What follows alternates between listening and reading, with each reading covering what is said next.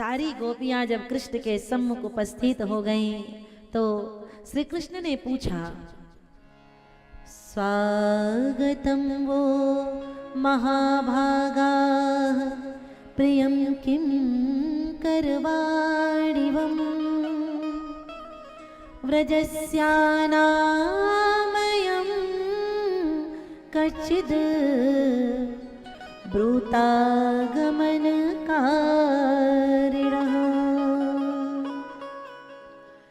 हे महाभागाओं, मैं कृष्ण वंशी वट पर तुम्हारा अभिनंदन करता हूँ, लेकिन आने का कारण बताओ। ब्रूतागमन कारिणः, किस कारण से आप आई हैं? इस मध्य रात्रि के समय मुझे बुला लिया होता।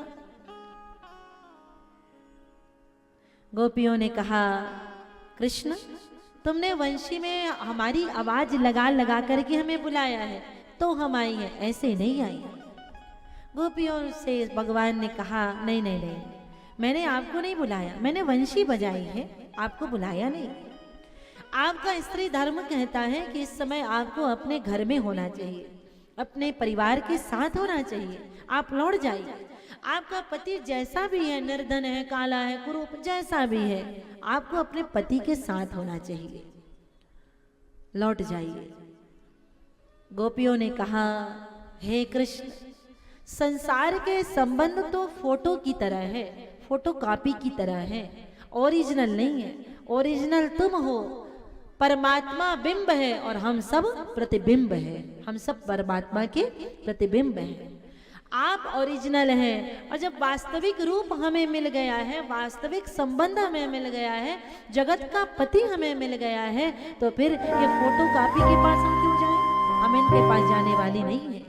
संत्यज्य, हे कृष्ण, हमने आपके लिए सब कुछ छोड़ दिया। एक स्त्री के लिए लोक लज्जा बड़ी बात होती है, हमने लोक लाज को भी आपके लिए दांव पर लगा करके यहाँ इस निर्जन वन में परिवार छोड़ करके आई हैं, और आप कहते हैं कि हम चली जाएं। अब हम नहीं जाने वाले। भगवान कृष्ण गोपियों से हार गए। गोपियों ने थोड़ा प्रश्न उत्तर किया है भगवान से। भगवान कृष्ण अब हार गए तो गोपियों के संग प्रभु ने पहले रास रचाया, और जहां रास रचाया तो गोपियों के मन में आ गया अभिमान कि हमारे बराबर ऐसी सौभाग्यशाली स्त्री कौन होगी जो साक्षात परात्पर पर ब्रह्म परमात्मा के साथ में नर्तन करती होगी। हम सबसे बड़ी सौभाग्यशालिनी स्त्रियां हैं।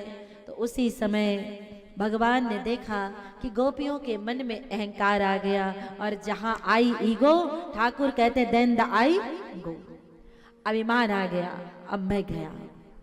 भगवान राधा रानी को लेकर के गोपियों के मध्य से अंतर ध्यान हो गए। गोपियां पुकारने लगी, हे नाथ, हे रमण, हे श्याम सुंदर, दर्शन दो।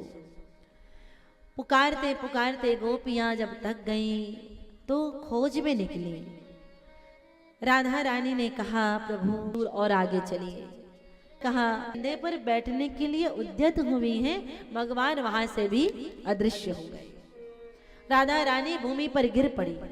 पुकारा में सखे दर्शय सन्निधम, हे नाथ, हे रमण, हे प्रियतम, हे मुरली मनोहर, हे बनवारी गिरधारी माधव मुकुंद, दर्शन दो।